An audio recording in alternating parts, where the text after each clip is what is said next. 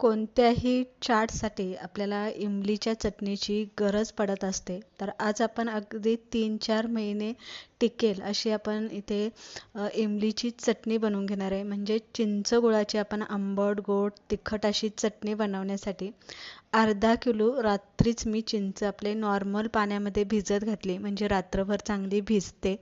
त्यानंतरनं सकाळच्या वारी जेव्हा आपण रात्रभर भिजून घेतल्याच्या नंतरनं पळीने चांगली तिला अशी घोटून घ्यायची आणि मग एक चाळणी घ्यायची आणि चाळणीतून या पद्धतीने आपल्याला चिंचचा पूर्ण जो कोळ आहे तो गाळून घ्यायचा.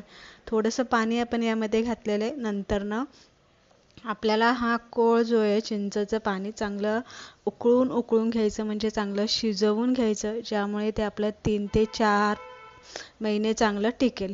एक उकळी आली, शिजून घेतलं की त्यामध्ये 2 चमचे लाल तिखट घालायचं आहे, जिरी पूड मध्ये घालायची आहे, काळी मिरपूड आपल्याला 1 चमचा घालायचा आहे, काळं मीठ आपल्याला 1 चमचा घालायचं आहे, हिंग आपल्याला यामध्ये अर्धा चमचा घालून घ्यायचा आहे, चाट मसाला आपल्याला यामध्ये 1 चमचा घालायचा आहे आणि 1 चमचा आपल्याला यामध्ये ओवा घालायचा आहे, साधं मीठ आपल्याला 1 चमचा यामध्ये घालायचं आहे आणि नंतरनं हे चांगलं हलवून घ्यायचं.